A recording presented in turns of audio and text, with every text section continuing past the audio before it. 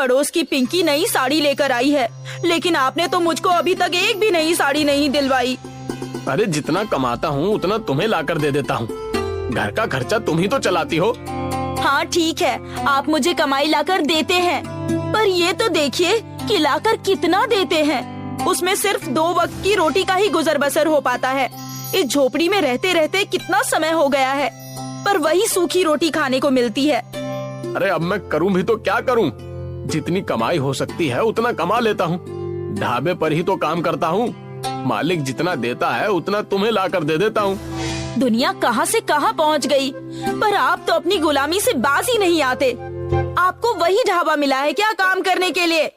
अरे तुम अपने काम से काम रखो। मैं काम कर रहा हूँ ना, खाली तो नहीं बैठा। सीमा की शादी को कुछ समय बीत गया था। रामू उसको सारी खुशियाँ नहीं दे पा रहा था, इसलिए सीमा हमेशा चिड़चिड़ी रहा करती थी। और ऊपर से उसके पड़ोस में जब कोई नई चीज खरीद लेता तो उसके मन में उससे घृणा पैदा हो जाती, और वो सारी घृणा अपने पति रामू पर आकर निकाल देती थी। एक दिन की बात है, रामू अपने ढाबे पर काम कर रहा था। ए क्या रे, इतनी देर से टेबल नंबर 24 का ग्राहक पुकार रहा है, ध्यान कहाँ रहता रे तेरा? सुनाई नहीं दिया, मैं अपने काम में मशगूल था। आजकल तेरा ध्यान ना जाने कहाँ रहता है। इस तरह से तो बिल्कुल नहीं चलेगा बेटा। मतलब? एक काम कर, तू अपना ना हिसाब कर ले और कहीं और जाकर काम देख ले।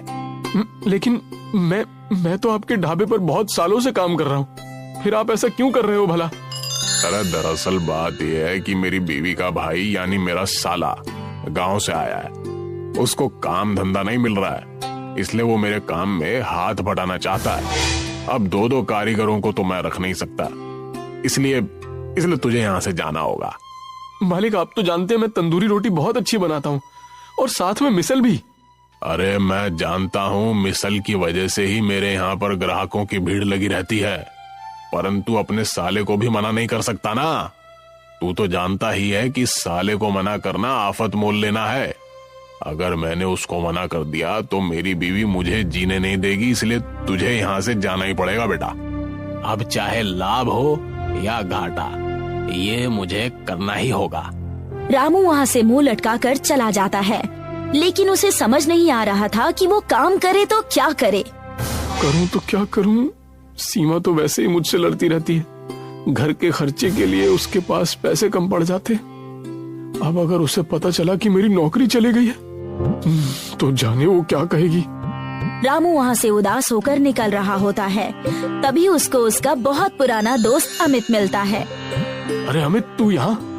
हाँ, मेरी नौकरी लग गई है, पर वो इस गांव से दूर है। तू बता, ना उदास होकर कहाँ जा रहा है? इतने समय बाद मिला है, फिर भी ऐसी दशा में। रामू उसको सारी बात बता देता है। देख यार, मेरे पास एक तंदूर रखा हुआ है जो किसी काम का नहीं है, और मुझे काम के सिलसिले में यहाँ से दूर जाना पड़ रहा है। तो एक काम हो सकता है, तू मेरा तंदूर ले ले और अपना एक नया काम शुरू कर ले। ये तो तूने बहुत अच्छी बात कही। अगर मुझे तंदूर मिल जाए तो मैं मिसल पाव बनाकर बेच सकूंगा। चल ठीक है, मैं तुझे तंदूर देता हूँ। रामू अमित का तंदूर ले आता है और सीमा को सारी बात बताता है। सीमा भी इस बात पर बहुत दुखी होती है कि उसकी नौकरी चली गई, पर अब वो बात समझकर रामू से कहती है, चिंता वाली बात तो है कि आपकी नौकरी चली गई, परंतु अच्छी बात ये है कि हमें तंदूर मिल गया। ये लीजिए, मैंने कुछ पैसे जोड़ रखे थे। अरे अच्छा हुआ तुमने पैसे बचा कर रखे। आज यही पैसे हमारे काम आएंगे। मैं इन पैसों से मिसल बनाने का सामान लेकर आता हूँ। रामू उन पैसों से मिसल का सामान ले आता है, फिर वो मिसल बनाता है और बाजार में अपना एक ठेला लगाता है, परंतु उसका एक भी मिसल पाव नहीं बिकता, जिसकी वजह से वो बेहद निराश हो जाता है। आप चिंता क्यों करते हैं? अभी लोगों को आपके हाथों के हुनर का अंदाजा ही नहीं है ना। जिस दिन वो लोग इसका स्वाद चखेंगे, उन्हें पता चल जाएगा कि आप कितना अच्छा मिसल पाव बनाते हैं। धीरे धीरे रामू के ठेले पर लोग आने लगते हैं और उनको तंदूरी मिसल पाव बेहद पसंद आता है। ये देखकर रामू और सीमा बहुत खुश हो जाते हैं। सीमा, तुमने सही कहा था। मैं अगर उस ढाबे पर रहता तो मैं कभी इतनी तरक्की नहीं कर पाता। और मुझे पता ही नहीं चलता कि मेरे हाथों में भी हुनर है। मैं यूं ही आपसे थोड़ी ही लड़ती थी। मैं चाहती थी कि आप तरक्की करें, और देखिए आज हर कोई आपके हाथ की तंदूरी मिसल पाव खा रहा है।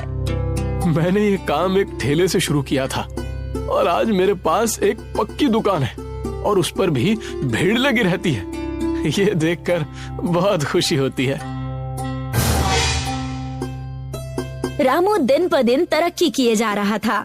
एक दिन उसके पास एक ग्राहक आया जो देखने में सेठ लग रहा था। अरे भाई, सुना है तुम मिसल पाव बहुत ही अच्छे बनाते हो, क्या डालते हो उसमें? बस अपना प्यार डालता हूँ, वही सबको पसंद आता है। इस प्यार की हमें भी जरूरत है। मैं समझा नहीं। अरे भाई, अगले हफ्ते मेरी बेटी की शादी है और मैं चाहता हूँ कि तुम अपना तंदूरी मिसल पाव मेरी बेटी की शादी में बनाओ। क्योंकि लड़के वाले बहुत दूर से शादी करने आ रहे हैं और मैं नहीं चाहता कि उन्हें कोई भी शिकायत करने का मौका मिले। मैं भारत के सभी व्यंजनों को चुन चुन कर अपनी बेटी की शादी में रखवाना चाहता हूँ। अरे ये तो बहुत ही अच्छी बात है। मैं आपकी बेटी की शादी में अपना तंदूरी मिसल पाव जरूर बनाऊंगा, क्योंकि ये हमारे भारत की शान का सवाल है। ये मेरे लिए गर्व की बात होगी कि बाहर देश के लोग हमारे देश में खाना खाने आए और हमारे सभी व्यंजनों को पसंद करें। अरे इसीलिए तो मैं देश के कोने कोने से चुनकर व्यंजनों की भरमार करना चाहता हूँ, उन्हें अपने भारत के दर्शन कराना चाहता हूँ।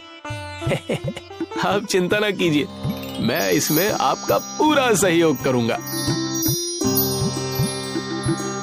रामू सेठ की लड़की की शादी में तंदूरी मिसल पाव बनाता है, जो कि शादी का एक केंद्र बन जाता है।